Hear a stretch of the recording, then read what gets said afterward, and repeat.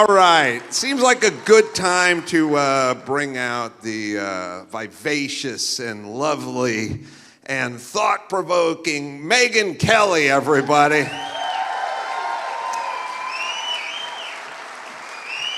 There she is.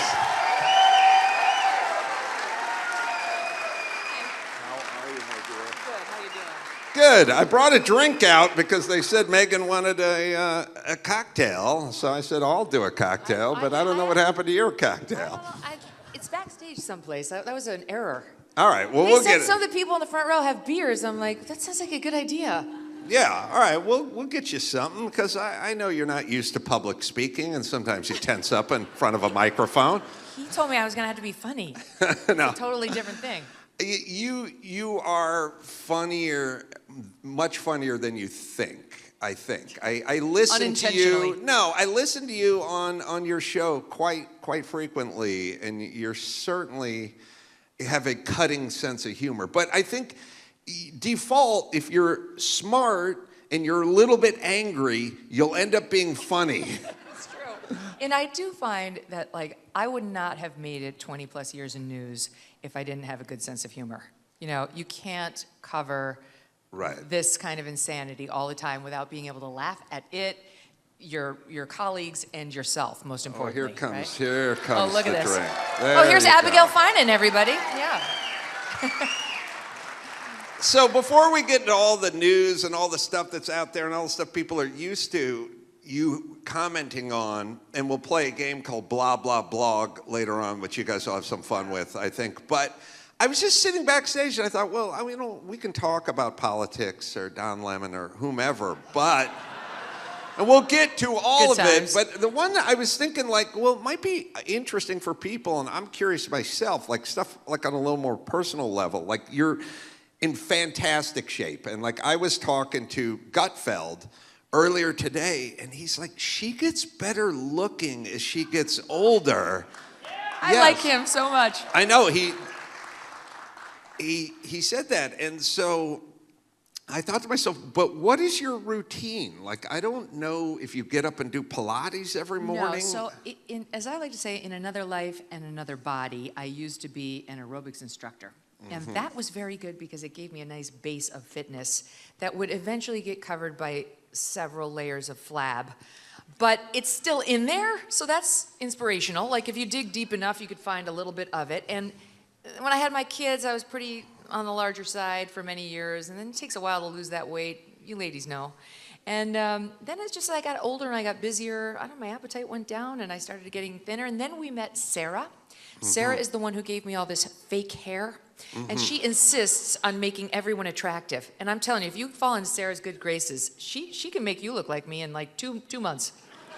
Well, if I looked like you in 2 months, I'd never leave the house because I'd just be standing in front of a mirror naked all day, marveling at myself. There'd be a lot of this. Okay. Yeah, so that wouldn't be productive. I think it's safe to say at 55 that the back move is not happening. You would not find any pleasure in that. I'd try to find some. But, so, you know what? Check out my C-section scar. Listen, I'm the kind of guy who will buy, when I go in looking for refrigerators or washing machines, I'll buy the one with the dent in it. You know what I mean? Yes. I'd rather have a Sub-Zero with a dent than a Whirlpool that was cherry. I've never felt more attractive than this moment right now. Well, that C-section is just a little dent in the Sub-Zero, that's all. But you get a deal. They pass along. It's a better refrigerator. Look. But I do work out with a trainer. Oh, you do? Just twice a week. Twice a week. Twice a week. And, all right, so first off, women hate other women who give birth and then spring back immediately. I don't know. That's a universal hatred that women have? Yes. When somebody, like Rihanna, craps out a kid and then 3 weeks later she's in a bikini and all the women are like, I hate her. I want her to die. Yes. Yes. I'm happy to tell you that did not happen to me. It took many years. I actually didn't get like thin again until my youngest was 10. So okay. it did take a long time. I don't, you just kind of, it's not just that you gain weight during pregnancy and then it kind of is there and you're nursing and all this stuff. It's that then like, you're so busy when you have young kids. All you're doing is running around after the young kids all the time. And they eat nothing but delicious, terrible food for you, right? The mac and cheese and the French fries and the chicken nuggets. Okay, the tater tots. Okay. All right. Don't get me started, but all right. could Now resist that? I've started. Okay, couple of things. I get it. When you have kids, you're super busy. I used to have to run around and tell my nanny what to do with the kids all the time. Constantly. Very Take hard. them here and then take them there and then feed them there. But the diet thing is the craziest part, right? Because kids are little carb incinerators, right? They're like some sort of oven that they're like a volcano that you can just launch carbs into and they just evaporate. And now you pizza and pasta and Pop-Tarts. It's just, all they want is carbs. Pasta, and yes. It just goes away, it just burns up, it just vaporizes before it ever hits the bottom of the volcano. So I had twins that were like carb machines. So I talked to a dietitian and that guy's like, you got to cut out the bread, you got to cut out the pasta, you got to go with the meats and the things and the high protein and all that carnivore stuff. And I tried. God knows I tried. But my kids were like 11 at the time. And my ex-wife was one of these women who couldn't put weight on no matter what. And by the way, God bless her, she's not paying for the pasta and she's not gaining weight. So it is a fucking pasta party at my house every goddamn night. Like, imagine we had a magic wand and you're like, listen, you'll never pay for carbs again and you'll never gain ounce. I'd be like, bring that shit on. Whatever it costs. Bring it on. Yes. So now they're going out and they're just going out for, to the Olive Garden and, bringing back piles and piles of food. And then I come home and I open the fridge and there it is. Pasta carbalanche, I call it. It's just an avalanche of carbs burying me in the kitchen. And I'm like, don't do it, except for I paid for all of it and I don't want to throw it away. And they're not going to eat it because they already had linguine and clam sauce last night. You don't want to waste it. I don't want to waste it. So not only do I have the carb problem with the children, but my husband is a sugarholic. Oh. So I never used to have dessert, never. I was so good about avoiding desserts. I was a good Italian-Irish girl. I liked my carbs, I liked my pastas, I liked my breads. And then I married Doug, and now it's like every night there's got to be something like some ice cream or some chocolate or whatever. And he's so disciplined, other than that he stays thin. But a moment on the lips, lifetime on the hips for us gals. So I'll look at Doug and I'll be like, aren't you worried about like putting on a few pounds or whatever? And he just says, oh no, I have a system. I'm like, what's your system? He says, I cut a meal out or I cut a meal in half. That's his entire diet philosophy, and it's worked for him for 55 years. He's nice and slim, he's muscular, but he has no extra fat on him. I'm like, why didn't anybody ever tell me that in my formative years?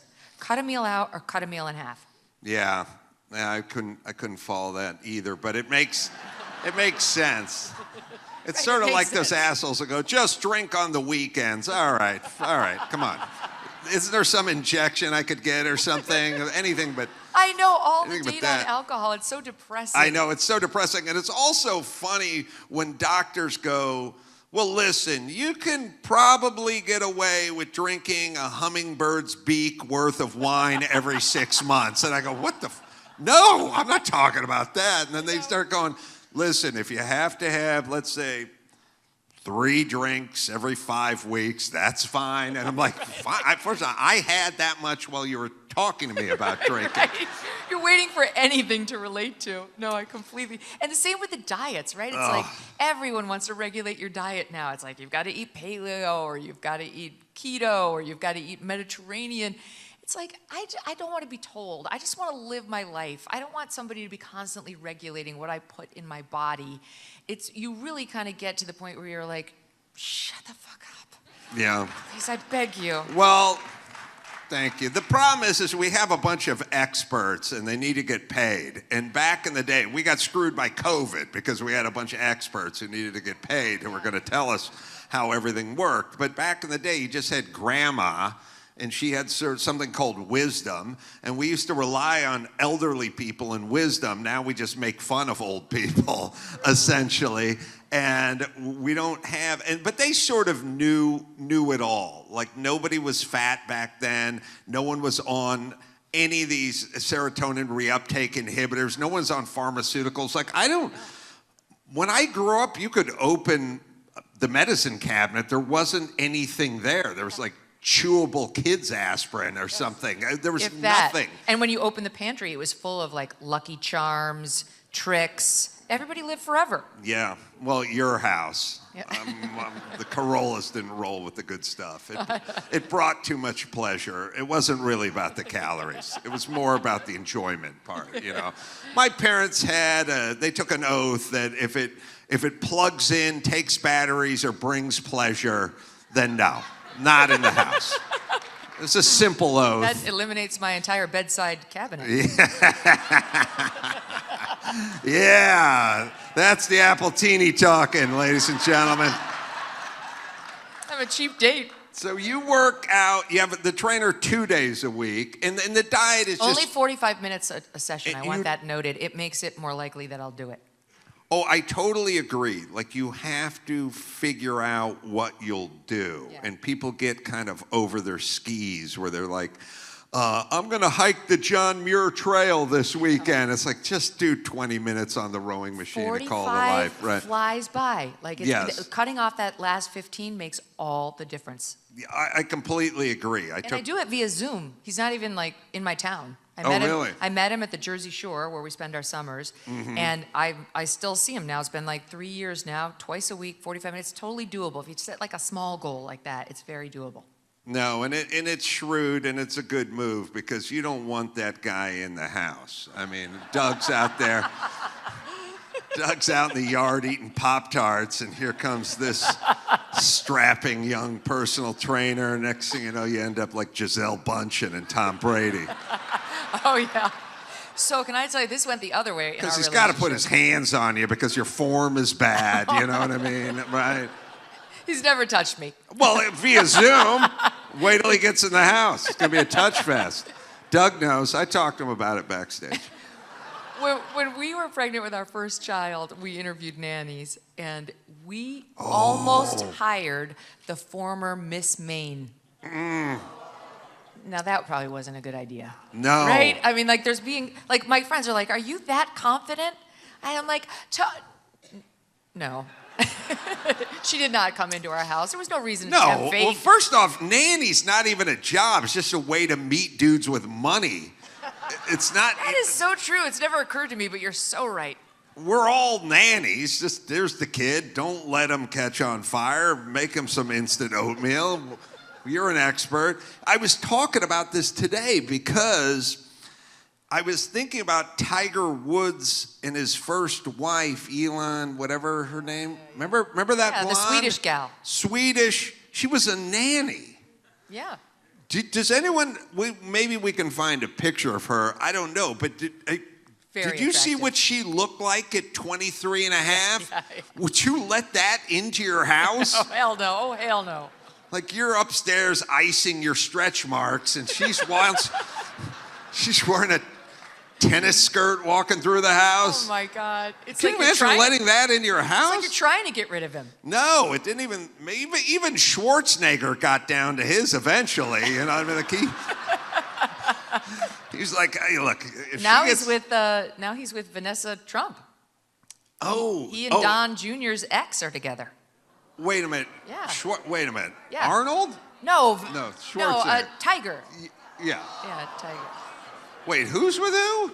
Tiger Woods. Tiger Woods. Oh, Tiger Woods. He right. was with the beautiful Swedish gal. Right. And then that ended in ruination and despair, as we all saw on the cover of People magazine. Right. And right. Now he's seriously, been for a while with Vanessa Trump, Don Jr.'s ex-wife. Right. That is true. Which means Don and Vanessa are never, ever getting back together.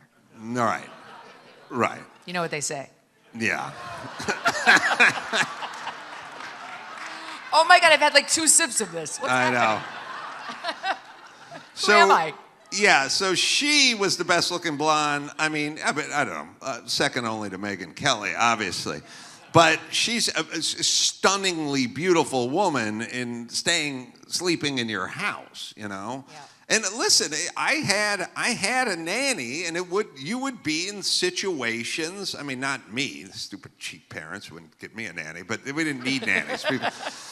We raised ourselves. They didn't take care of us in the 70s. I had a nanny for my kids, and there were plenty of times when my wife would be out for the night or out of town or something, and you're like watching TV with the kids, and like the kids go to bed, and you're just like sitting there, you know? This is dangerous. Yeah, it can be, and like I said, even if she's not that aesthetically pleasing, the guy will eventually come around. Like Schwarzenegger's pirate maid lady was not aesthetically stunning, but eventually, you know, Arnold came around. After enough drinks. Yes, after enough. Well, enough we actually drinks. did wind up with a stunning nanny. She was from Brazil, speaking of Giselle. Mm-hmm. And there were a couple summers there when my kids were really little where I was working at Fox and I had to stay in New York during the work week. So Monday through Thursday, I would be in New York and Doug would take the kids and we go to the Jersey Shore, like I said, and he would spend those, you know, the whole summer down there with them. And I would go on Thursday nights through Sunday nights or Monday mornings. Anyway, the nanny, the Brazilian nanny was there. And she was great. She was totally appropriate, nothing untoward at all. But you know those Brazilians, they do not wear much to the beach. And so Doug would be like pushing the enormous cart with like all the toys and like the 3 kids everywhere. And beautiful Noelle would be there in her like teeny tiny little thong bikini. And Doug would be like, Meg, can you please talk to her? He did not want to discuss the thong. But she's Brazilian, that's how they dress, and they pull it off. Well, I mean, not literally. We would have gotten rid of her. Yeah. But Yeah, Doug pulled that off with his teeth. no. I have a theory about the Brazilians and the thong back. I have figured out that their shade is the perfect ass color. Yes. It's the perfect tint for ass. So true. There's Irish ass. That's just, oh man, you're reflecting the sun. Molly, let me put my sunglasses on. And then there's very dark, very black, which just absorbs everything around it, and it doesn't really bounce the light off. And No, then but black people have the best fat. They have the best fat. They don't get the weird dimply fat. They have No. nice, round, hard fat. They have great Very fat. jealous of the yes. black fat. No, they have wonderful fat, but then there is the Brazilian, which is that caramel-colored mocha-y. It's perfect ass shade It's color. And so somebody over there just went, look, if we have the perfect shade of ass color, we should invent something called a thong back. Why would we wear board shorts and cover up this gift? You know what I mean? So I think You've given it a lot of thought. Some. Just, you know, during my downtime. Looking at the computer and whatnot. I mean, I'm not gonna lie. I've had this conversation where we talk about how, like, when you're looking at like a Brazilian woman lying on the beach, you could bounce a quarter off her ass, whereas you look at the Irish gals and it's more like, where's my quarter? I think most of us can sort of relate to point B more. What happened to my quarter? So you had a good-looking Brazilian, but it worked out. It worked out beautifully, yeah. Yeah. Brazilians are also very, very loving people. By the way, I hear, I mean, I wouldn't report it on my show as news, but I hear from a somewhat reliable source that the reason Giselle and Tom Brady broke up is because Brazilian women are very much like, they're homemakers, they're very loving. She wanted him to stay home and to be with her. And Tom Brady wanted to be out partying all the time with his buds and at the clubs, which is, by the way, what he's been doing ever since they broke up. And it just leads you to ask, like, if you can't keep your man at home as Giselle Bündchen, like, what hope is there for any woman? Well, no hope. And I'm going to call my daughter right after the show and kind of explain to her the situation. I think what happens, and this has probably happened to the best of us, you get hold of the supermodel, and she's a Brazilian supermodel. First off, where she's from, they don't even have real football. They have soccer. They kick the football around. And then she's sitting there talking with her thick accent about some sort of modeling thing. And at some point, he realizes, oh, I have to talk to her. Like, we're sitting around. Like, I want to get up on the chalkboard and draw out some X's and some O's, and we're just talking about what's the best way, the best wax and the best ass cream, if you're Brazilian, and things like that. And then he just wanted to get out of there. But her thing, like, they were like, she wants him at home, and she wants him to retire from football, right? Right. Football is 4 or 5 months out of the year, and you get paid millions of dollars, and then there's an off season. Like, he could have swung that, right? What do you make of his $400 million contract with Fox to announce the games? Do you guys like Tom Brady's announcing? Okay, it's like 50-50. Look, here's what happened. Here's what happened, and it's like a little bit, it's kind of a Napoleon complex, but he's not short, so this is different. This is basically somebody told him when he was like 21 and a half, you're not going to make it, you're not good enough, you're not fast enough, you don't have the arm strength, and his entire world just became, I'm going to prove you wrong, and that just bleeds into everything he does. Like, there's every single thing is, they said I couldn't, I'm gonna do it. And it's such a weird, it's the athlete's mentality. Like, every single time the Patriots would win a Super Bowl, they'd go back into the locker room and they'd be like, nobody but the people in this locker room thought we could win this game. Everybody said, it's like, you were 7.5-point favorites. What are you talking about? Everyone thought you won 14-3 that season. Like, everyone thought you were going to win the Super Bowl. What do you mean nobody outside? So they have to create this mentality. It's like us against the world. Nobody thinks he can do this. No one thought he could play football. No one thinks he can announce. Megyn Kelly doesn't think he can announce. He's going to show her. Yeah, I never really had thoughts about him at all, other than how could you leave Gisele Bündchen? I mean, that's really the son. I'm not really a sports person, as you may know, but I will tell you that mentality is what we had at Fox News too. Even when we were number one, I mean, they're still number one. We'd become number one. We were crushing everybody. We never even looked at CNN's or MSNBC's ratings. We only looked internally to see, like, it was me versus O'Reilly or me versus Hannity, me versus Greta, and we still had that underdog mentality because Roger really thought that was important to create a bunch of scrappy, go for it reporters, and we'd show up at the field, like there'd be a massive, news story, God forbid, like a mass shooting kind of thing, and you'd go out there with Fox, you'd have maybe 4 people there, like 4 bookers, and you'd show up to CNN, they'd have like 20. I mean, even to this day, when I was there, Anderson Cooper had 100 people on his 8 o'clock show that was also watched coincidentally by just 100 people. Same people? It was amazing that business model failed, and Fox News. Interesting, but it's also interesting the makeup of the people who sort of compete. Like, if you ever talk to Sylvester Stallone, and none of you will, well, let's be realistic. He's an important man. Time is limited, and okay. I'm not here to judge, but statistically, no one's going to talk to Stallone.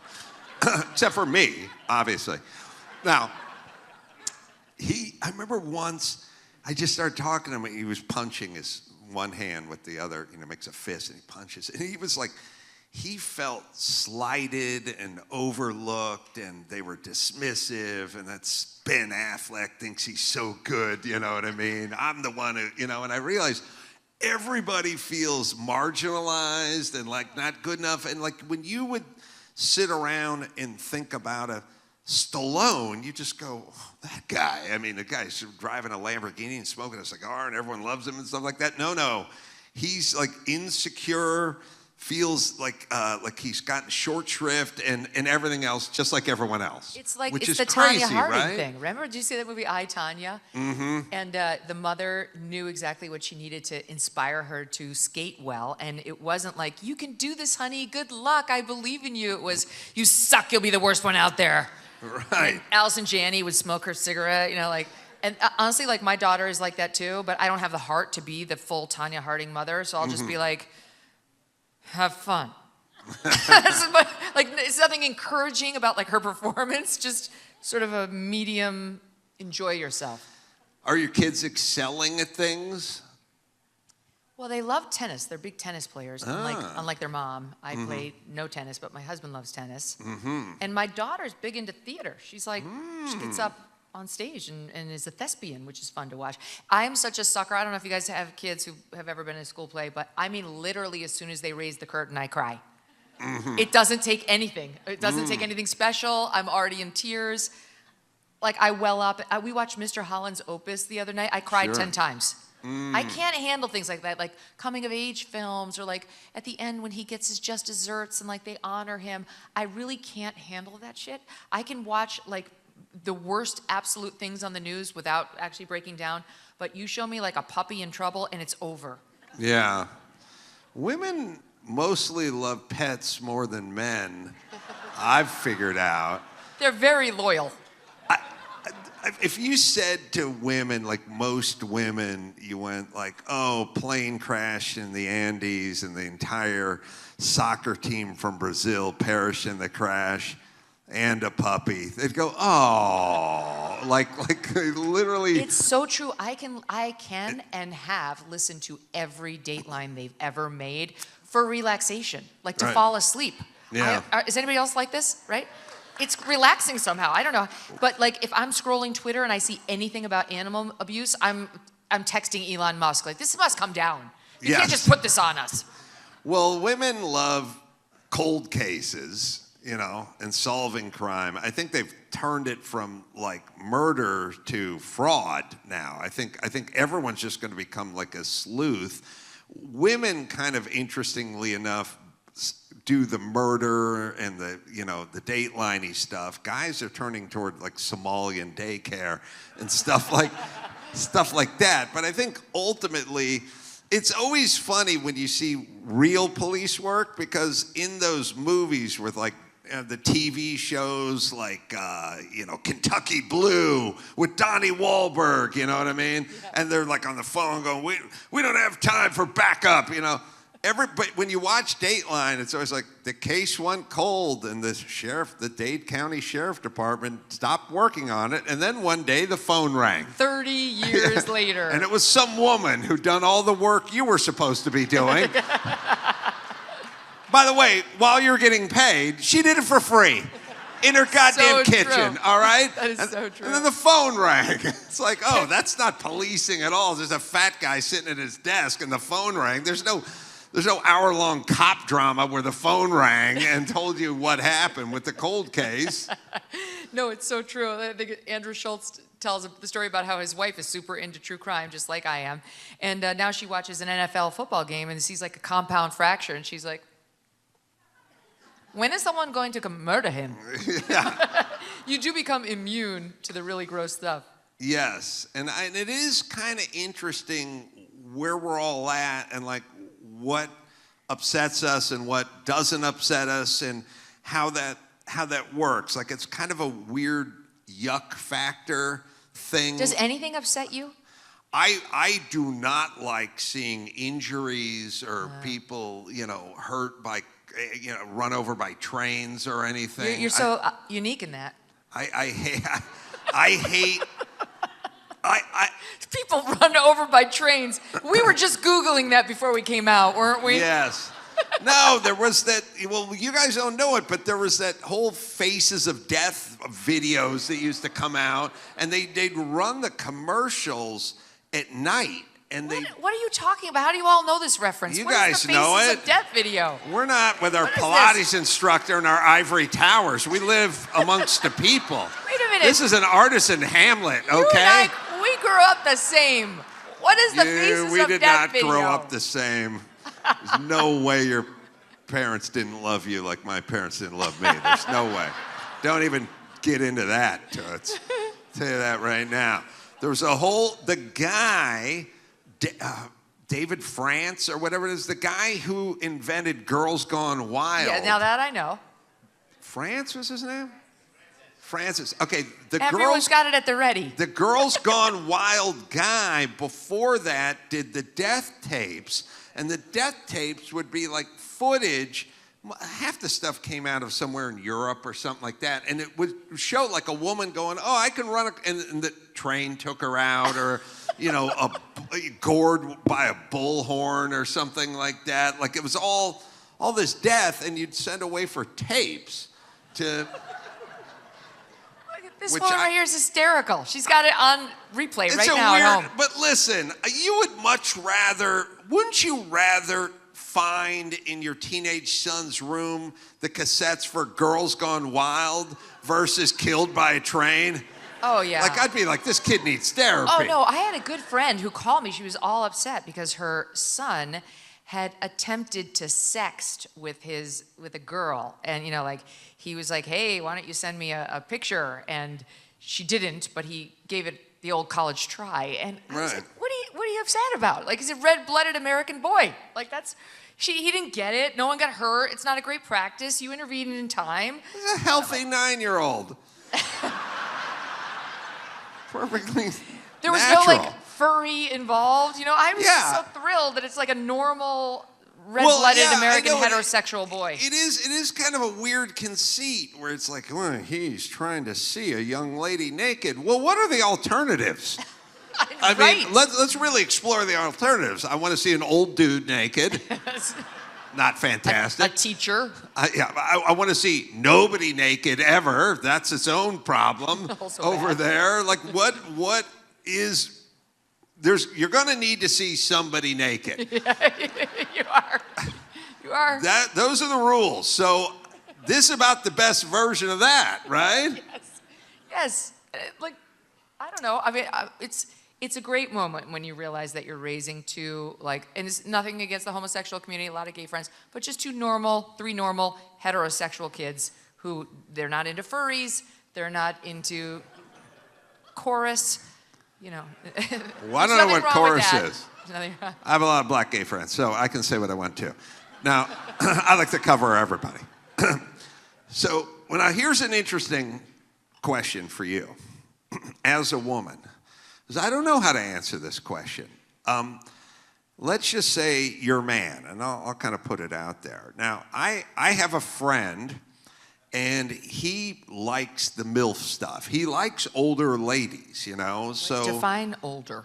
Well, first off, it's really what's in your heart, and then also your driver's license.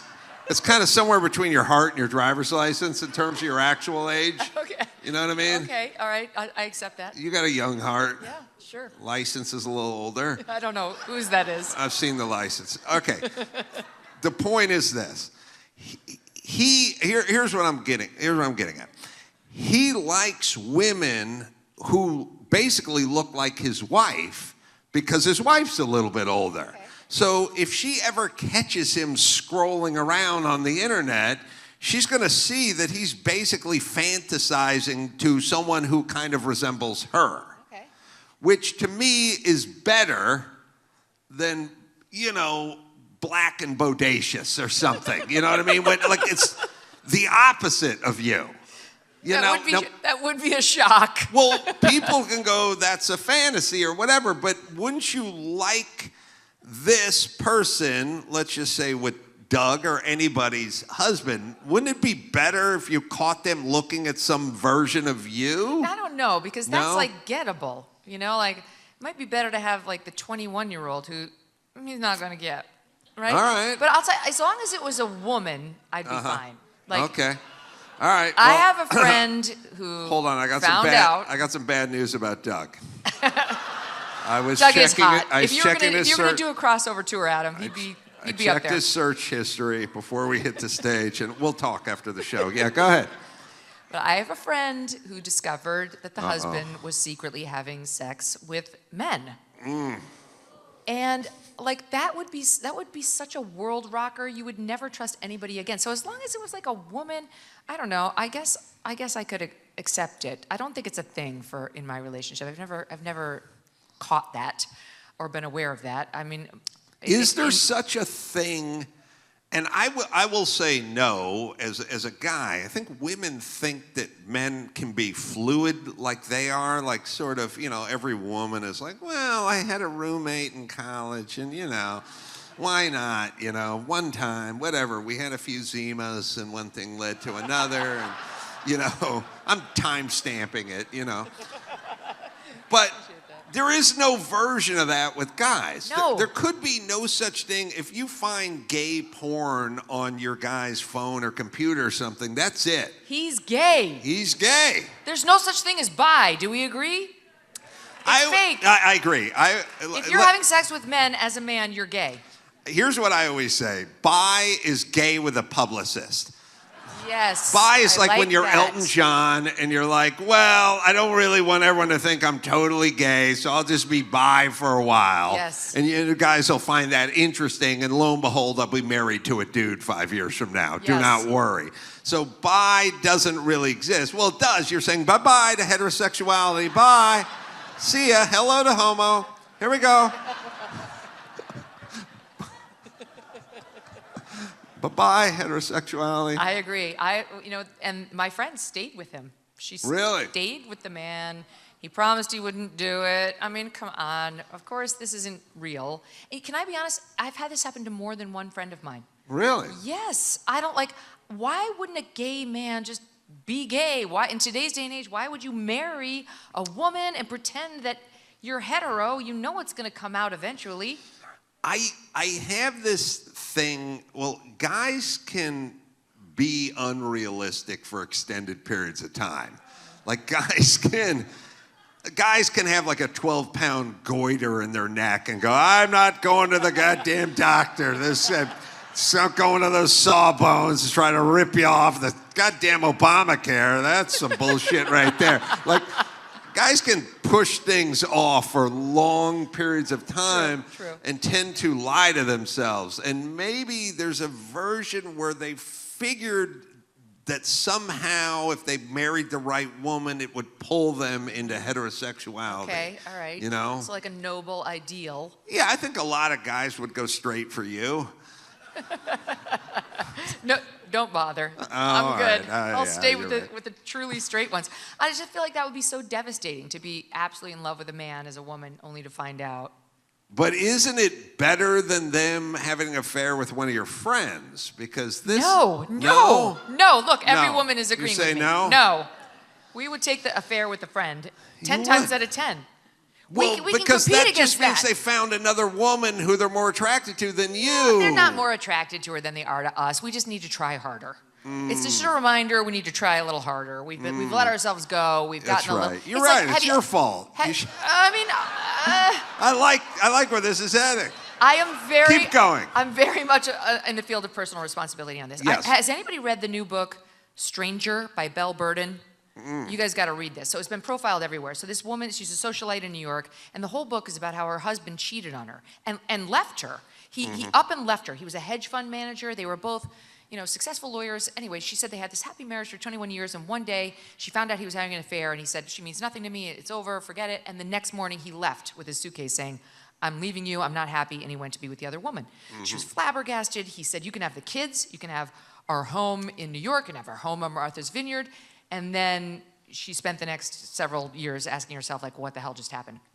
And I read this thing, and I know I was supposed to feel like the husband was a complete douchebag, which he was, but all I could really think was, you had a hand in this. Like, Yeah. There's no way the guy left after 21 years, after you were this perfect spouse you were trying to convince us you were, in the pages of this book. And then the more you read, you realize, okay, she talks about how she let herself go. Then she talks about how she was painfully socially awkward and he couldn't bring her to any social events. So she wasn't socially fun. And she was kind of bored being a stay-at-home mom. She didn't enjoy it. Some women do, but she didn't. She was disgruntled. So it's like, okay, so you were boring, you were disgruntled, you let yourself go. Right. They didn't have much of a sex life, she also talks about. If he's not having sex with you, I'm gonna get it someplace else. No, I like where your head's at, my lady. And by the way, I'm almost never disgruntled, but I'm always just sort of gruntled. You know what I mean? I'm not totally disgruntled, but I'm in a kind of gruntle phase normally. Listen. We, as a society, have done an injustice to women by sort of saying to them, you don't do anything. You don't have to look a certain way. You don't have to keep him happy. You're not here to keep him happy. You're here to explore your possibilities and your potentials and everything. And it's all about you. And it's all about you, and you don't, and it's not been helpful. And because it's kind of a two-way street, you know? There's things women do, there are things men do. A relationship is kind of a yin and a yang, and there's a job for everybody, like under this roof. And a little internalizing, like, yeah, it's like when you don't get invited to a party, you can get angry at the person who didn't invite you, which most people do, or you can find a mirror and go, why didn't I get invited to this party? Or you can do what I do, which is say, thank God I didn't get invited to that party. Thank God I didn't invited to that party. I never have FOMO, I only have JOMO. I feel the same way about weddings. Like people Love are like, not I can't being believe invited. I didn't get invited. Yes. You didn't have to buy someone a toaster oven, and you didn't have to go to Boca Raton. This is win-win. Right. This is win-win. But yeah, a little self-examination. I mean, I remember really well when my daughter, the only real piece of decent parenting I've probably ever done is... This is it? This is one time instance. There's one fleeting instance when my daughter was about 10 years old and she came home from volleyball tryouts. And she said, I didn't make the team. And I said, why not? In your estimation, why not? And she said, because the coach doesn't like me. And I said, all right, well, I'm going to have to be a dad for like 12 seconds, then I can get back to Sports Center. But let's see if I can do this dad thing here for a second. So I said, I don't think it's the coach, but tell me why you think so. Well, the coach doesn't like me. I said, okay, let's do this little experiment. How many people tried out for the team? I said, 20 girls. I said, how many people were selected? She said, 10 girls. I go, if I was just a person up on the stands, up in the bleachers, watching you guys try out, where would I place you in those 20 girls? And they took 10 only. And she said, probably 9 or 10. And I said, well, that's pretty close to the cutoff. So isn't it possible that maybe you just could have done a little better at the tryout? And also, this was a funny thing. My ex-wife at the time walked by right when my daughter said, I'd be like 9 or 10. And she went, you give yourself a 9 or a 10, that's excellent. And she kept walking. And I realized women like to float in and out of conversations, make erroneous comments, and then leave again. My thing, ladies, you either get in the conversation or you stay the fuck out of the conversation. You can't, don't give me a crop dusting with your bad ideas where you just walk past my conversations and judge them on the way to another conversation Sprinkle a you're bunch not of really poison. in. Yeah, a little misunderstanding, a little bullshit, and then off to the kitchen. It's in or out with the conversation, ladies. So I said to my daughter, I said, well, so if someone's watching up there and they're seeing that you're 9 or 10 and they're only taking 10, then isn't it conceivable that you may have just missed the cut? And she was like, yeah, okay. She got it because one thing I won't tolerate is the teacher hates me or the coach hates me, and then later on the cops hate me and my boss hates me. But why? Like, what if it's true? Oh, her coach hated her. She told me later. She said, Natalia's a bitch, and I don't want her associated with any team I'm coaching. Wow. Oh, yeah, she's very, very strident. The other thing that's weird that kids think they have options today. Like then later on, my daughter got into high school, and she was good at volleyball. And then it was like her senior year, and I said, you going out for the volleyball team? She's like, nah. I go, why not? I don't get it. Coach is mean. I go, all coaches are mean. That's what they do. You're buying into. That's their job. They're like sea captains. You know what I mean? Like they're supposed to be mean. You know, so don't want to deal with it. I mean, we're having that somewhat in our family now because after Charlie Kirk died, our two oldest, our kids are 16, 14, and 12, boy, girl, boy. Our two oldest formed a Turning Point chapter at their schools. Oh, wow. Yeah. Nice. Right on. And they're at all boys and all girls. And at the all-boys school, they were actually quite cool about it. They were like, it's great, let us help you, you know. We might need to call it Young Conservatives Club for various, like, charter reasons, but we got you, you're good. And at the girls' school, they were crying in the hallways. And I refer, of course, to the teachers. Right. It was crazy. But in the end, I was like, this is actually very good for my daughter, very good. You should learn early what it means to declare yourself a conservative. They are so much happier when they're conservative. My son, who's really essentially like me, so he can't really be swayed with semi-retarded ideas, and he doesn't... You're not allowed to say retarded. Oh, okay. I said semi-retarded. Isn't that better? That's really only half-tard if you think about it. You never go full-tard. My son doesn't care about what people think about him, but my daughter, like, really does. Like, young girls especially, they want acceptance and they want to get in the popular girls club. It's biological. It's biological. It's absolutely biological. And there was a time when she was, like, listening to rap music and down with Black Lives Matter, and she didn't like any of it. She was just trying to fit in.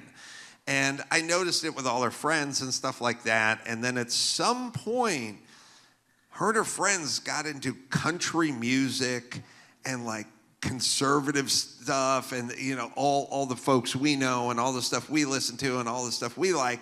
And she was immediately happier.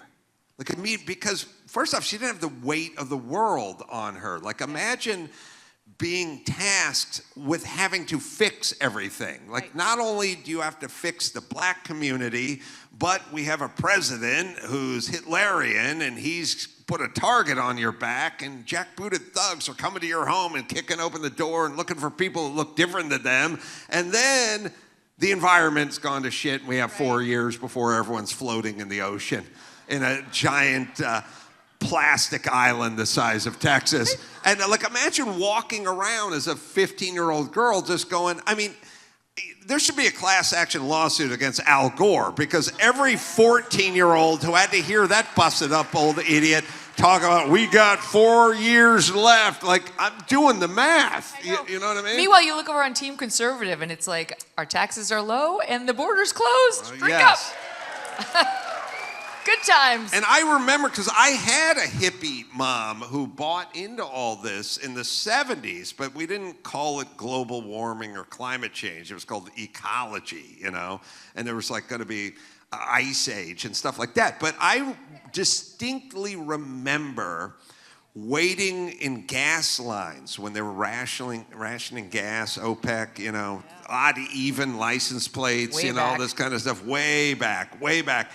And I remember, like, with my stupid hippie mom, and I was like 9, and she was like, we're going to be out of gas in about 15 minutes. Like, and I'm like, I want to do donuts in a parking lot with something with a Hemi in it. She's like, there's not going to be any. No and donuts. I remember being really bummed out, right? Like, I'm 10 going, I love cars. I got all these Hot Wheels. I want myself a super souped up car. I want a race car. And it's like, no, there'll be none of that, because we're going to be out of fuel by the time you're in high school. And it was depressing, you know? This is exactly the way I felt about Sunnin. The hair stuff? Yes. Yeah. Right? Yes. Wait, I mean, what? I'm not gay. What are you talking about? Desperate to be blonde as a young girl. Anything. You put it, and it always went red. It never went blonde. Just like the self-tanner always went orange. We were orange and red, but we thought we were hot. You would put lemon in your hair, right? I never put lemon in. I only did the sun in. I did do the tanning beds, which would get you genuinely bronze and very cancery. Right. What was your hair color in high school if we just left it alone completely? It was like my eyebrows. It was like a dark blonde. Okay. Yeah, so always blonde, but darker, and like maybe a little auburn in there. Okay. I didn't need 3 colors because you said light brown. Just saying, God wasn't totally unfair. The There was show's only an there's a hour and sweet little 40 hint. minutes, Megyn. In the summer, there'd be a tinge of blonde at the ends. Hints of lavender floated in the air. Smelled like Prel. I want to, Pharrell. I want to. So my theory that people don't all sign off on is I genuinely think that most things are kind of bad for you. Like when you mess with your flora and fauna. Like you start, like the reason everyone has gut problems is because they're taking too much gut stuff, you know what I mean? And they go, I need some Tums and some Pepsid AC and some Mylanta and blah, blah, blah. And I'm going, you're taking too much stuff. And you were meant to sort of, like nature knew what it was doing. Like you're not supposed to be scrubbing and sterilizing and Purelling. Like, okay, I grew up like a raccoon in a dumpster. And now every kid bathes in Purell and they all have peanut allergies and they all have lactose intolerant. Like everyone's got an allergy, everyone's got a thing. No one I grew up with had any allergies or any allergic to anything or anything, right? Now, so meaning sort of nature knows what it's doing, essentially. The latest one that I think we're going to find out was a bad idea. And by the way, we had ideas. We had the food pyramid. It was upside down, you know, with 28 servings of grains and rice every morning and like 1 cube of beef every 6 years, you know. Your parents knew what they were doing with that pantry. Right. So we've been wrong. We just got done with COVID. We're wrong about everything with COVID, right? Okay. The next one, yes, thank you. Literally everything. Thank you, Patriots. The next one we're going to be wrong about is sunscreen. Oh, yeah, that's already happening. Remember, 10 years ago, 20 years ago, dermatologists were like, if you got to go out to the mailbox in the morning, you got to put your sunscreen, put on the top of your hands. I was like, I'm going to get the penny saver. It's 40 feet away. It's 7:45 in the morning. I have to put a poncho on? You got to put sunscreen on before you leave the house. Whoa, oh, what about this? However many ounces you are, take your weight, I'm 202 pounds, convert that into ounces, and then drink that much water before you get in the car every single day. All right. Okay, so they wanted us chugging water and piling on sunscreen, and then every kid, we got the sprayable stuff. Yeah. It's just weird aluminum sodium dioxide or something. You're like, close your eyes, Timmy. For your health. Living in a toxic cloud of sunscreen. They're breathing it in. Every kid who, everybody who turns 50 who was 10 years ago is going to have a syndrome called white lung, where they just ingested way too much sunscreen.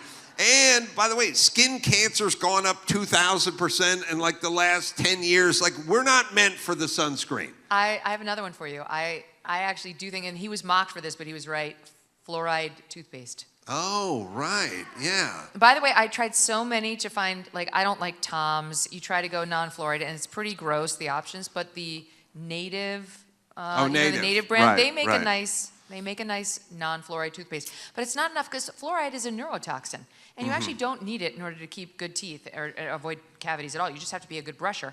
And if you go to the dentist now for your cleaning, and, you know, as you get older, they want you to go like 2 times a year, then they want to soak your teeth in fluoride at the end of it. It's like truly soaking in asbestos as your parting gift. You have to say no to that, but that's another one that everybody does. That's really not great. I don't know if we have any dentists here tonight, but in terms of dentist etiquette, I would ask that you not engage in this, which is I went to a dentist once, years ago. The guy looked in my mouth and he says, "Do you dip?" Oh, no.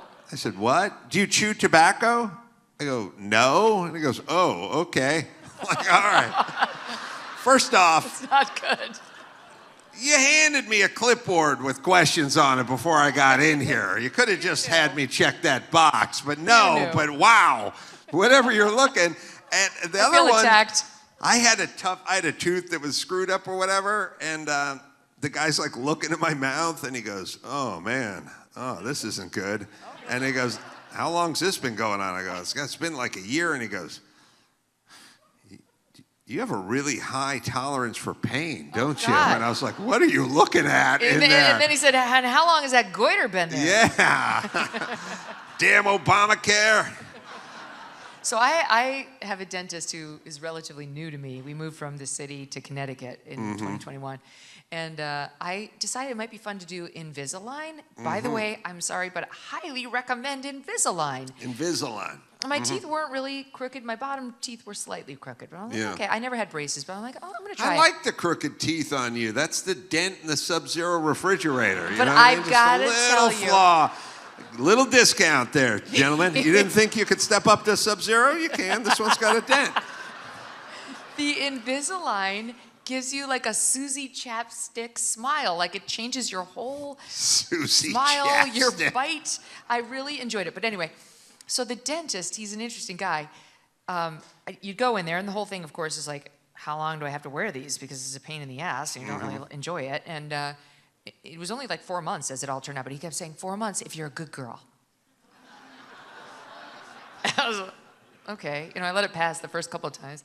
And then I go back in like, now how much longer? And he's like, only 2 more months if you're a good girl. Ooh. I said to Doug, I'm like, this guy's driving me crazy. He keeps saying I have to be a good girl. And then if I'm doing well, he'll be like, you've been a good girl. I can tell you're a good girl. I'm like, Doug, what should I say the next time I'm in there? And Doug, he's just he's like Presbyterian. He's like, you should just say, you have to find a different way of talking to me. I'm like, wow. That's so frank. I love it.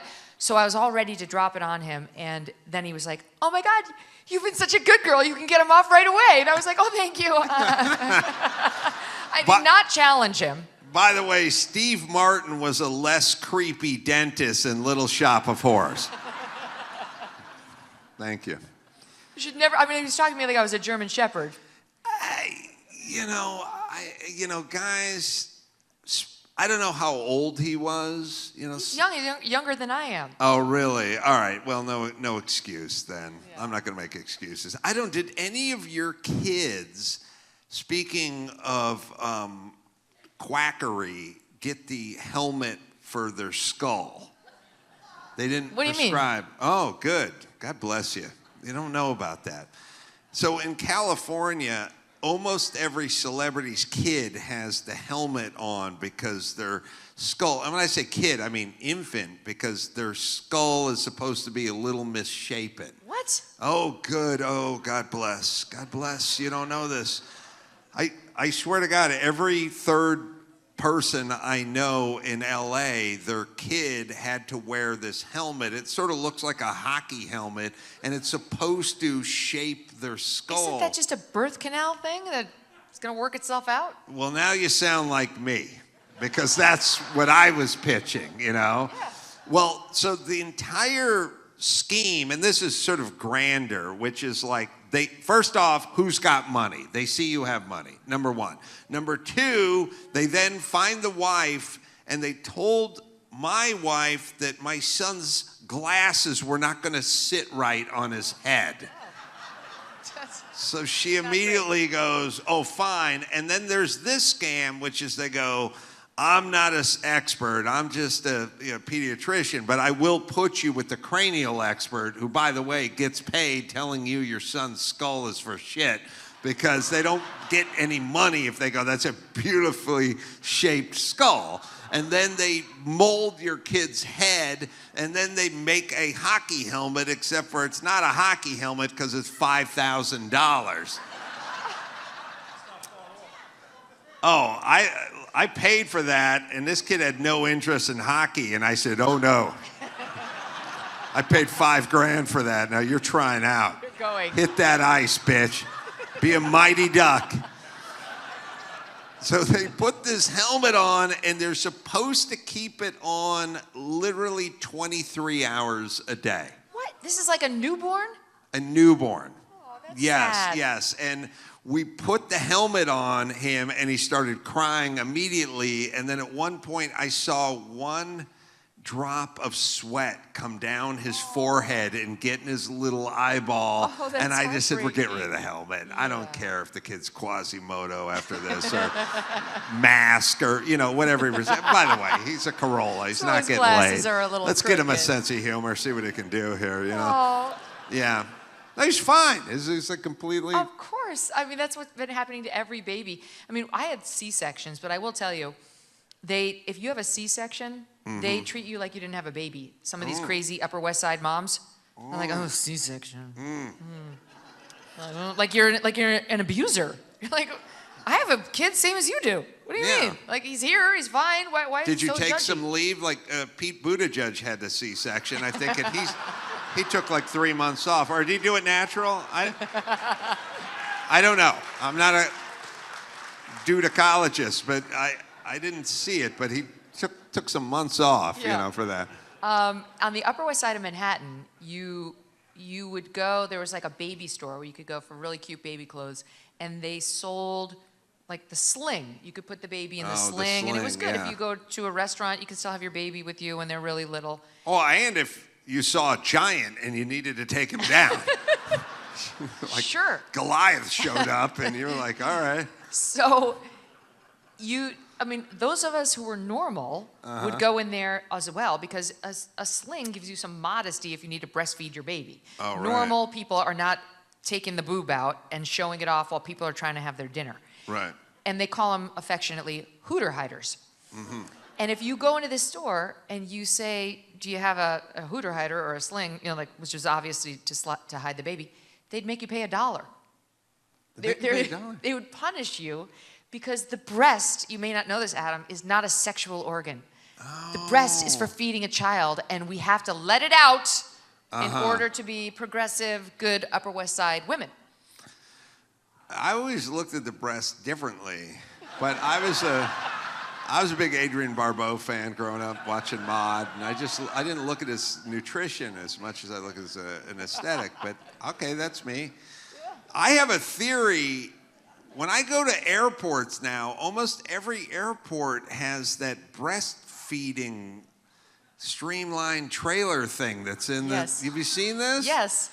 First off, they're built like bomb shelters. Like, if the terrorists ever start shooting, I'm going to jump in there and be, hey, bitch, get out there and fight Al-Qaeda. I'm locking the door. That I'm thing in is favor. built like Hitler's bunker. Like, that thing is great. Let me tell you why you gotta have it. Do you know You why you gotta gotta- have it? It's not just a breastfeed. I've your never baby. seen anyone use it. Well, why would you wouldn't be in there? What do you mean? No. You don't well, know who's I in like to know what's going on once in a while. Just say, everything good, ladies? We good? Anyone need like a Diet Coke? What do you? Yeah, and I'd be like, and they'd be like, excuse me, and I'm like, hey, bitch, I fly first class and you use my toilet all the time, so don't think I'm not gonna get a little access to your booby room over here. Turnabout's fair play. Here's why it's necessary, okay? Because yes, some people don't even like to feed their baby even under the drape, but also because sometimes you have to pump your breasts when you're breastfeeding, and that is not a thing that can be done in polite company. I mean, you are completely bovine, and there are machines involved. I will never forget, I was covering the Iowa caucuses with Brett Baer, and it was the year where Santorum and Romney were down to the last, and they lost. Like a truck had the last few ballots. Do you remember this? It must have been like, oh, guys, 20, it was either 2008 or 2012. Must have been 2012. Anyway, we were on the air for 9 hours straight, and I was a breastfeeding mother. And you ladies know, when when you're breastfeeding, let's just say you either have to have your baby or you got to have that pump, and sooner than 8 or 9 hours. Is so it that's what they a use it for. sense of like urgency? You're going to leak all over your outfit on the air at Fox News, so it is urgent. Yeah, it's a problem. Okay. Yeah. But well, anyway- listen, that's a ratings grabber. I mean, I don't program the station, but it's better than like Brett Baer crapped himself on camera. That's like, I don't know Hey, about Brett, that. look But what I Megyn can do. Kelly with a little lactose slip there. That's a ratings grabber right there. I'm not saying you should have done it. I'm just saying, it wouldn't hurt. Brett was always so sweet, and he was very like straight-laced. He did not like it when I made fun of him on the air at all. One time he's like, he seems earnest. he's great. I love Brett, but he's not like casual in that way. You know, he's a little bit more formal, and that was generally my experience of him. But always good. And one day I sat down on the set, and I had very young ones, and he had young ones just a little bit older, and I was humming, and I was like. And suddenly he starts singing, to save the baby dolphin and save the day. And the two of us are singing Wonder Pets as we go to air. It was election night. That was 2012. Having young kids can really do something to you. Homes.com, some might say. Homes.com is the best home shopping site.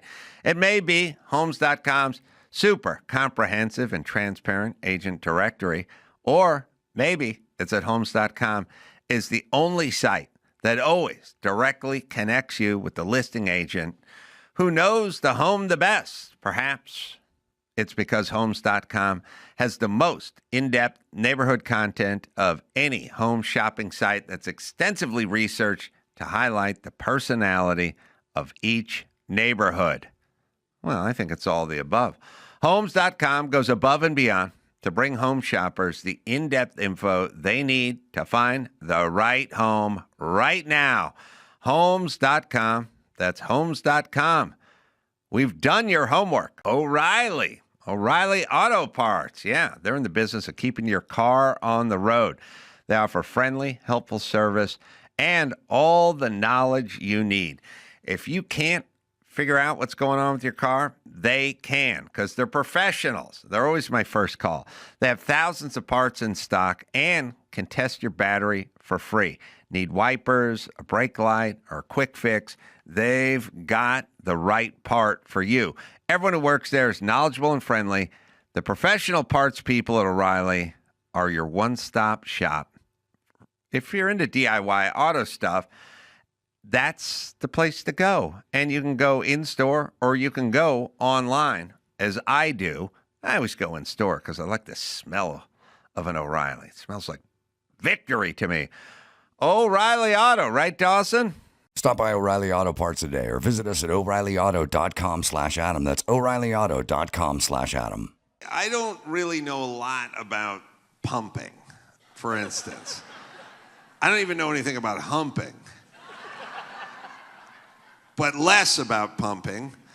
Is this device, is it battery operated? Yes. And does it have a suction to it? Yes. And two does suction cups on two it suction once. cups. Okay. And does there need to be a strap on it, like when a detective takes his blazer off and he's got the holster, that goes around the side there? Yes, it goes around from behind you. And it's got two holes right in the relevant part. Right. You got to stick like the suction cups in there. It's been a while, but I'm getting it right, aren't I? Mm-hmm. And then you connect the little wire, and then you turn it on, and then it milks you like an Elsie. I mean, it's truly... And then obviously, it needs to be cleaned every once in a while. Is the dishwasher safe? Clean it after every use. But that stuff is liquid gold, not only because your baby loves it and it's good for your baby and all that stuff, but you lose weight like that when you are breastfeeding. They're selling breastfeeding to women all wrong. They're like, it's best for the baby. You should sell it with, by month 6, you'll be losing 800 extra calories a day. Oh, because your body would absorb it otherwise. Yes, it's great. I never thought about that. So you would have to clean it like you do a CPAP machine, I guess, You're very focused right? on the cleaning of the breast pump You know what? When kids are involved,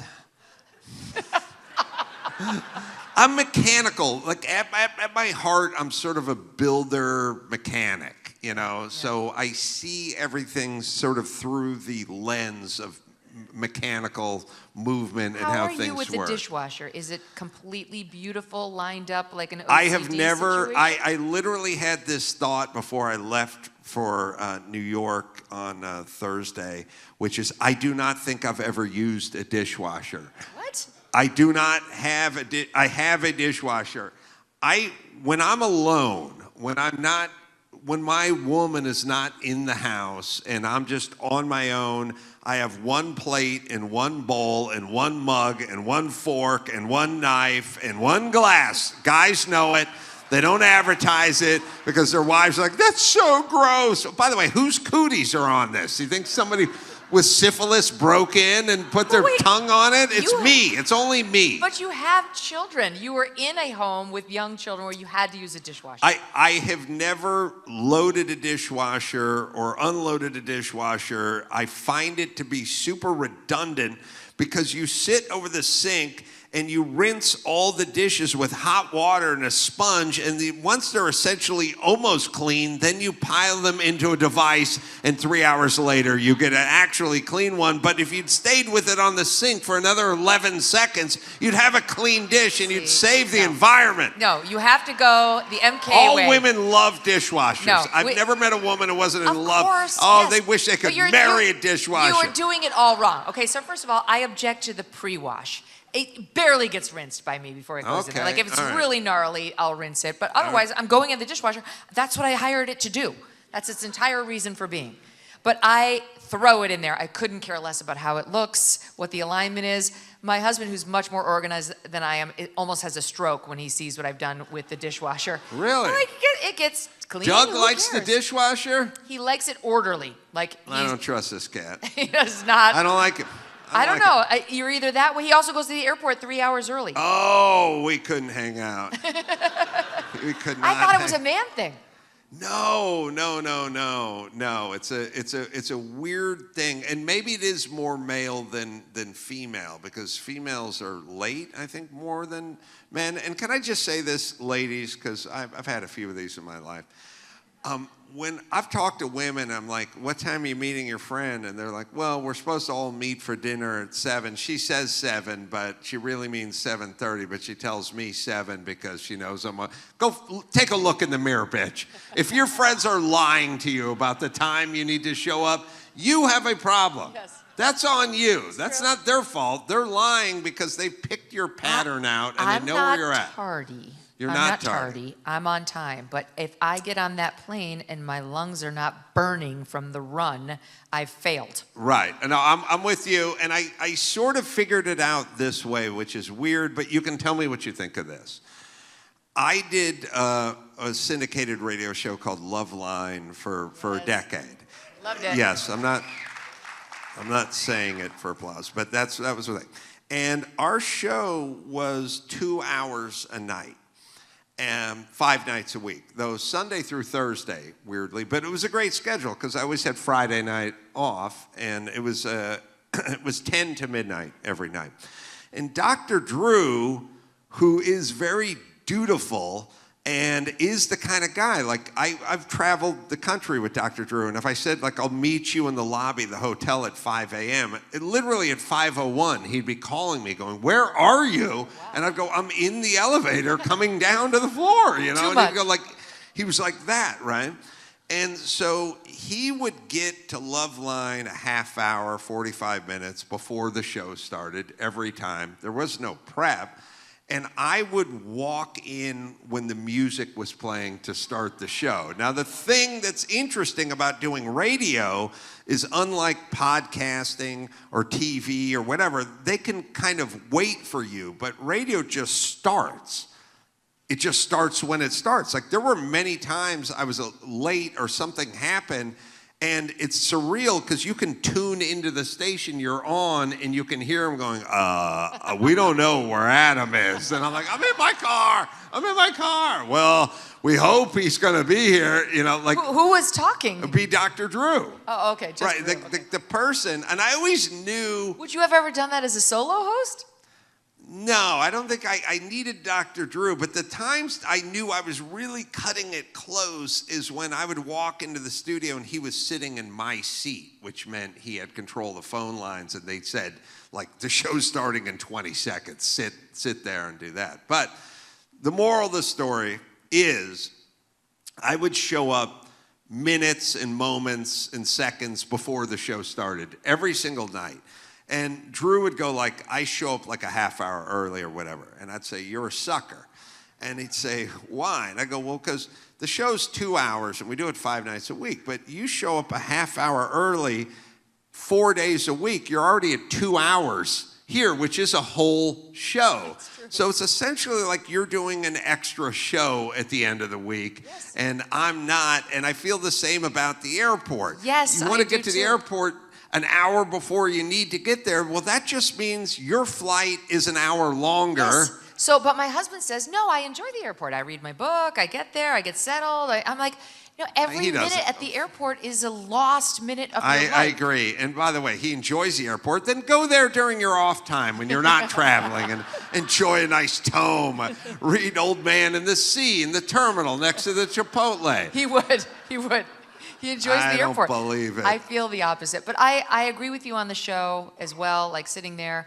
I mean, I would say I've always been very, very timely in showing up for any like professional obligation I have, but I'm in general on the late side of things. But I was thinking about mistakes, like when you're first starting out. When I first started out in television, I had been a lawyer for 10 years, but I had never done any TV.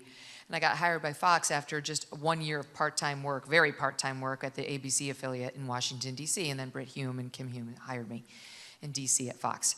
And one of the very first assignments they gave me was to go cover the George W. Bush inauguration parties. Like, it was inauguration night. He had just won re-election. It was 2004, so I went, and it was exciting. I was thrilled.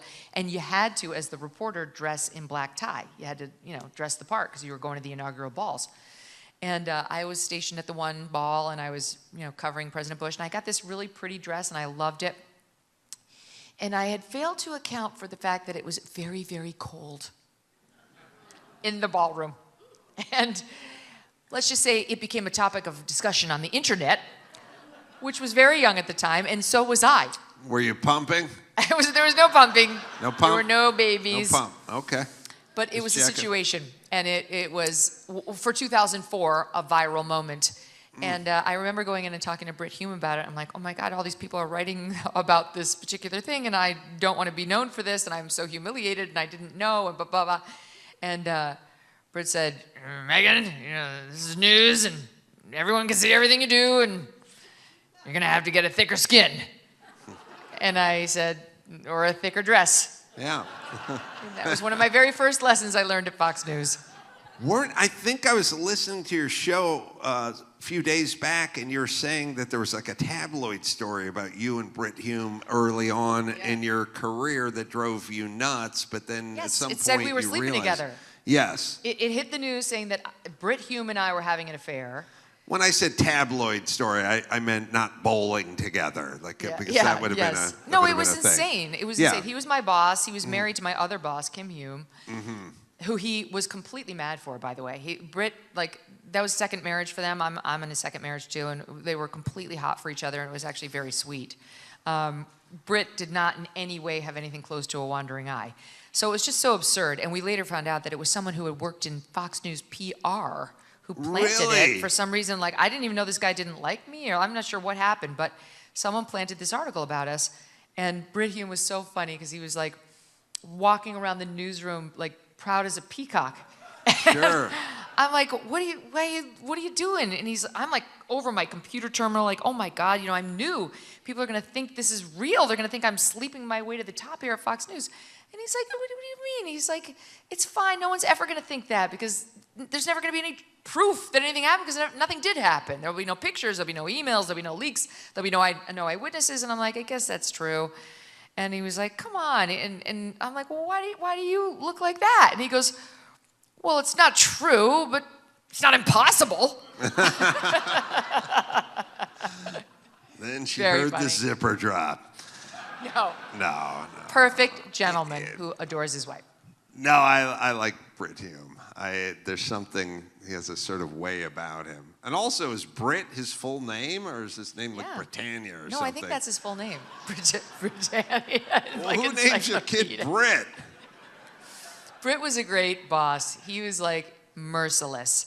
And in a great way. He used to say, you know what I like about you? You're not a silly girl. There are a lot of silly girls running around Fox News. You're not one of them. Yeah. You're but I a like good that. girl, like your dentist said. Not silly, good with that Invisalign. Well, as we start to wind down here, I wrote down a bunch of stuff to ask about. I haven't asked about any of it, but I was curious about the whole Candace Owen, Erica Kirk kind of summit.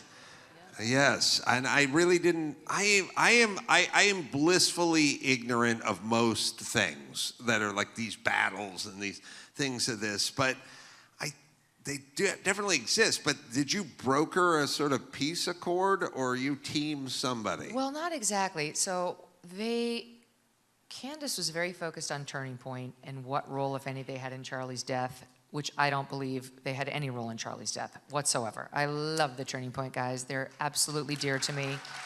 I adore them all.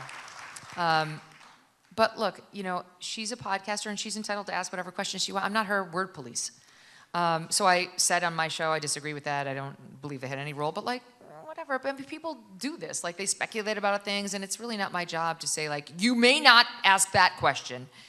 So she has her questions, and okay, she was doing her thing. It did cause significant problems for friends of mine like Andrew and Mikey, and I felt incredibly sad about it, and I dealt with those guys behind the scenes at length on how they should handle this. Because in a way, all those guys are newly famous, Yeah. Erica's newly famous. You might have known her as Charlie's wife, but you didn't know Erica Kirk. That name wasn't at the ready the way it is now. And so she and Andrew Colvett and some of the others have overnight become big stars. And part of the problem with what's happening to them is when you're a superstar, which Erica now is, people are going to say weird shit about you. They're going to say mean shit about you. They're going to speculate. I mean, honestly, I was laughing with my team. I've been called a racist, a bigot, a transphobe, a TERF, and now most recently an anti-Semite, a neo-Nazi, a pedophile lover, a slut, someone who slept her way to the top, a bitch, a C-word, and all about Eve. I mean, we could be here all night. I was just blowing off steam in my dressing room.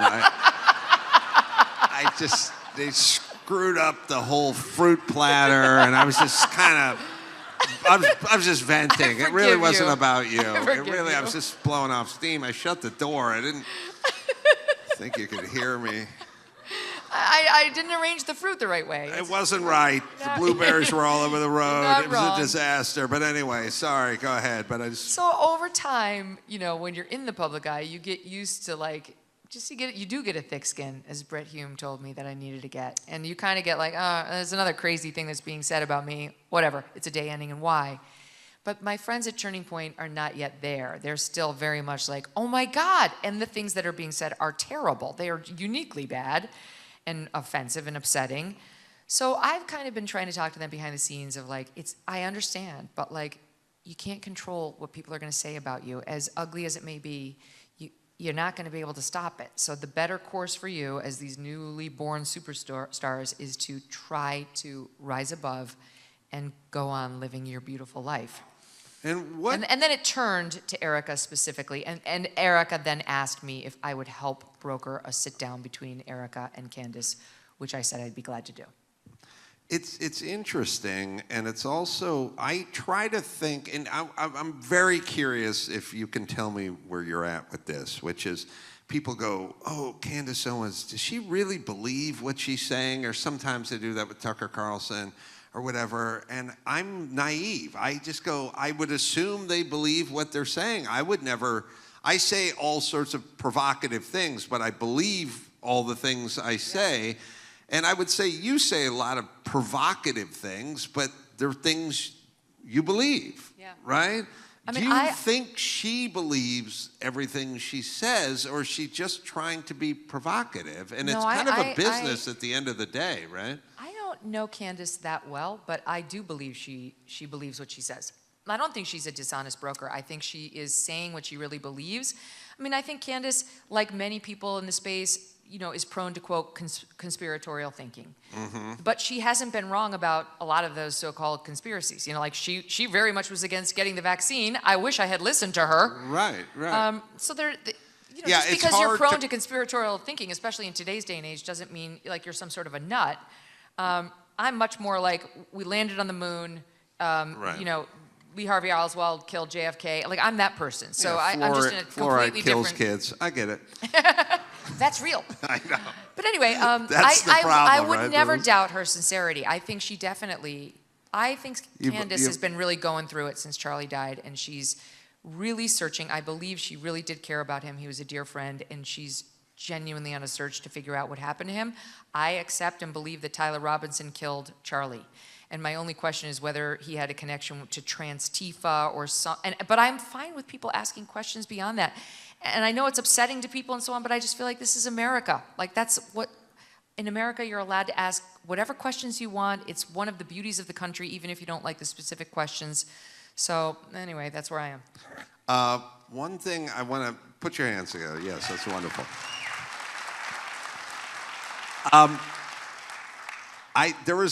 So I'm very curious that I get to talk to you about this because James Woods did your show several days back. Love him. And I love James, although I wish he'd come on my fucking show, but okay. I'm a fan. I'm still a fan. And you and James were making fun of Don Lemon, which is great. And I think we land on the same thing, which he's kind of a 10-cent head, and he's an egotist, and he's a narcissist, but he's not that smart, so he says a bunch of stuff and pushes himself out there. And, you know, you can be dumb and quiet, or you can be dumb and a narcissist, in which case we're going to know all about how dumb you are because you talk into a microphone all the time. And he's just a dumb dude. But there was a joke that James Woods made about him in your show that I heard, and I was just driving in my car listening Channel 111, by the way, Sirius XM, and I heard him make the joke, and I was like, I don't know if Megyn heard that or not. I know what a dingleberry is. No, I know. You knew what a dingleberry was. No, you did. You did not know what the term pinch a loaf meant, by the way. Oh, that I did not know. All right, But so you're just... I figured it out. But you know what? I don't want to live in a world where Megyn Kelly knows what pinch a loaf means. Do you? Thank you. Look at all the women look confused, too. Good, good. You know what? Ignorance is bliss. You don't need to know what's in that hot dog. Just enjoy the ball game. It'll ruin the game. Got a little R-rated. That's so true. he made a joke about Don Lemon. There was not a dingleberry joke. I heard the dingleberry joke, and I heard the pinch a loaf joke. But it was funny because you were like, James, what does pinching a loaf mean? And he was like, we're good, we're good. And she's like, no, seriously, I want to know. And he's like, we're fine.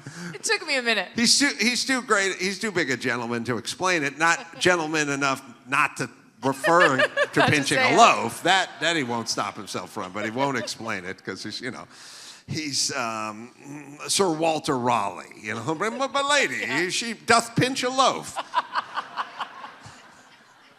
All right, so there's this clip, and I think we have it. I think we can play it on the screen if that's possible. And I just want to know if you heard what he said when he said it. So I guess we can sort of dim the lights. Don Lemon is a small man. He's a small man. Period. That's it. Yeah, I mean, honestly, man is a stretch for Don Lemon. I don't know what he is. He's definitely been. Man He's to me connotes. He's definitely been stretched. I mean, just man. It's the word man. All right. Now, as I'm listening in my car, Oh, my God. I think... Can I get another one of these? Let's get her another How drink. much longer is this? As I'm listening in my car, and also I'm a comedian, and I've done my share of radio, I'm like, I think she missed that one. But I don't know for certain, because you made a face.